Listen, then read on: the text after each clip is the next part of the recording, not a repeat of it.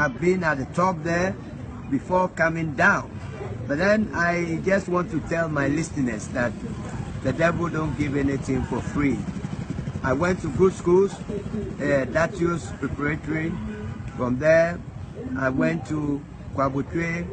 I am from Kwabutwe. I went to Achimota School. From Achimota College, sixth form, I went to the Institute of Journalism. But then, the journalism was not really paying. I was working with the BBC. It was not paying like today. Yeah, though it was a satisfactory job. But then, my lifestyle was so big, I wanted to impress. So, I started dealing in drugs. My first one that I took was India hemp, and that one was for somebody, and I was a carrier. I made $4,000, and then my second trip, I made $8,000. And I said, look, come on, let me do it by my own. I went about 4 trips with India hemp, and I realized that we was Your trip to where? I made a trip to Italy. I made a trip to Switzerland. I made a trip to United States. Yeah. And then after that, I started dealing with cocaine. And with the cocaine, I was a big boy. As at 1982, December, I was controlling $162,000. I'd made bare sheet of dollars at the Ringway Hotel, which is now a bank opposite bus stop. And I had a lot of hangers on. I don't take taxi because I felt taking a taxi is a humiliation. I change cars every 2 months. From Jaguar XJS1, I brought Lincoln Continental. The only car I've never brought down here was a Bentley and then a Rolls Royce. Then I was busted in 1984 March, and it was one of the biggest catch of cocaine from the continent of Africa. That is 142 tons. Yes, I was busted, and then I made a little bit of time because my passport shows that I was younger. But then if you see me with my gray hair, you think I'm 75 or 80. Yes, because after I left jail and then came back, I lost all my friends. As for the women, when you have deeper pockets and you have a lot of dollars, they call you honey. But when you get broke and you develop holes in your pocket, they make themselves conveniently unavailable. They vanish. The friends vanish. Out of frustration, me myself, I started to use the drug. Believe me, don't ever go there. Don't let anybody deceive you. Heroin and cocaine. Because with cocaine, when you have 100 million now, within the next 4 hours, you're going to get broke. It will get finished. Yes, and with the heroin, once you start taking it, excuse me, once you start taking it, within 1 month, you get what they call cold turkey. Without it, you can't survive. Your social life, your physical life, you can't even travel. For a long time, I didn't travel. I don't go to funerals because when I go to maybe Kumasi and the cold turkey, I don't have some of the stuff or it runs out, I will have cold turkey. And what is cold turkey? You have stomach cramps, you have rheumatism type of things, and it's the only thing that follows you to your dream. Even in your dream, when you have cold turkey, in your dream it will follow you and they will give you stuff in your dream. It shouldn't work because it's not a real thing. You wake up, the pain is there. You will sell your car worth about $200,000 for $5,000, and you are happy that you got in that money to sustain and support that habit. So I am begging my listeners and that don't ever do the mistake that I did. I have seen women, when we talk about women, I've seen women I can describe as seductive brilliance of the women with guitar shape, luscious and kissable lips. I have moved about the best women. I've taken women to Switzerland, I don't want to mention names, and I have slept at Grand Sheraton, which I paid $1,500 a day. Taking women to Venice. Venice is a city on water where you just go with a gondola, the boat, yes, with light reflecting on the river. It's what I call a kaleidoscope, you know, paradise on earth. Yes, all because I want to impress the women. But at the end of the day, yeah, they are there for you. They will call you names, darling, honey, yes. But then the day when you develop holes, they will call you Pepper because the magic is gone. They were there just because of your pocket, yes. And so I will plead with you, you don't make the mistake I did. Today there are places that I go, they look down at me from my footwear. I have one 7-row suit. 7 rows, they are in England. They make the best suit. Not the kind of suit people wear like carpenters show them.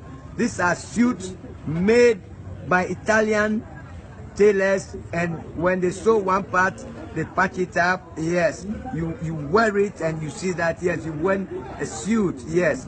And those days when you put up a shoe, I'm talking about calf leather, ear cardine, yes. We didn't have China where people go and bring that kind of stuff. I wear rollers, date chronograph, automatic self-rewinding people. Yes, I bought for my girlfriend Cartier 18 carats studded with green emeralds. Green emerald is the highest form of diamonds. Yes, but today when I see the women, they tell me, hey, Jeff, is that you? They give me a gift of $50. Pride plays a backseat to desperation.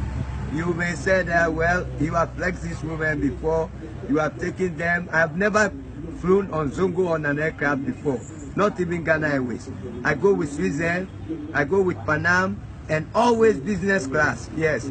I fly from Britain, that is London to New York with Concorde. I pay $4,700 there to go from London to New York, which is under normal circumstance. When you go by the DC-10 or the Boeing 747, it will take you about 6 hours. But then with the Concorde, it will take you 3.5 hours, yes. But then at the end of the day, you become so humiliated, you want to kill yourself. I've tried killing myself 2 times, it didn't work. Yes, I drove a car into a tree at a slowdown, it never worked. And then the second time I took Valium, and the Valium I took 10 milligrams, I took about 20. But that day I woke up even earlier than I normally get out of bed. I said, well, stop fighting God. And at that time, I saw people who go to church like they don't have what it takes. That is why they go and hide in church, because I thought I was too smart. One time I told a guy, I'll feed you for the rest of your life. You can't compare yourself to me. God forgive me. When I see this guy today, he said, Charlie, take. He give me pittances, yes. And so I'm such an emotional and sentimental person that when people despise me, I feel so bad. The other day, I went to a church. Somebody invited me. When I walked into the church, what the pastor said, the head pastor who has given himself titles, Bishop, International, who brought this? Who is this man? Some kind of souls you can win. And I just felt so humiliated. I walked out of the church. Yes, but then, yeah, well, life is about what you make it. I wanted to be rich. I became rich, fabulously rich.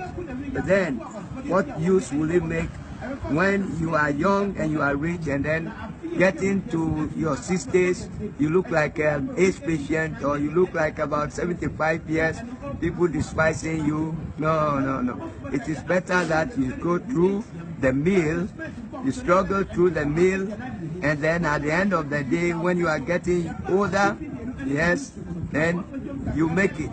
Because there's a saying that the victor needs give no explanation, but the majority do not look out for circumstantial details, but for the successful and unsuccessful outcome. Almost without exception, people will pretend like they love you, but it is articulating a minor motive against an inarticulate major motive. They want your pocket, they want to chop you. And when they chop you and the magic is gone, they say bye-bye. And the kind of things they say about you, yeah, you hear it and you just want to take your life. But then, at the end of the day, I thank God that I'm alive. I still get these suicidal tendencies, once in a while, but then I really want to impart this free advice to you. If you take it, it's going to help you, because the worst thing that can happen to you is not broken heart. It's when you get hooked to drugs. You feel so bad, yes, and you are hooked, yes, slave. You are enslaved to it, and people will despise you. Your family will get humiliated. Somebody go to your sister to buy things in the shop and say, hey, I saw that your brother, the mad person. Come to think of it, do I sound like a mad person? And this is what drugs, and to quit it was not easy. And after quitting it, people will see you that once a thief, always a thief. Once a drug addict, always a drug addict. Yes. So I will appeal that when people are able to kick the habit, society should not neglect them, because when you start neglecting people, they say, well, after all, the world is neglecting me, even church is neglecting me. Yes, I'm not calling for sympathy, but it makes you go back and do the things you were doing. You say that, oh, I don't care, it's all my relative. Somebody will go and move something from your car. Somebody will break into your car to steal your laptop and money, because they have cold turkey, and you are desperate, and you will do anything to support the habit. You don't mind stealing. When they catch you, they catch you. Yes, that is why in the advanced countries like Scandinavia, when you are a drug addict, you go and register at the drugstore, and they give you an artificial heroin, methadone, where when you take it, you get normal, not get high. But here we don't have that facilities. They take you to mental hospital, they give you Lagati, yes, and when they give you Lagati instead of methadone, you become so stiff, and you become like, as Accra people say, bulu bulu. Your nerves become so stiff, yes, and before you realize, you get from bad to worse. Yes, I really don't want to know. But then, if you have somebody, a relative or a friend going to drugs, or you intend to go to a drug, my friend, you are going to end up to be the most miserable person in the world. I can vote for it, because I've been a drug addict for 26 years.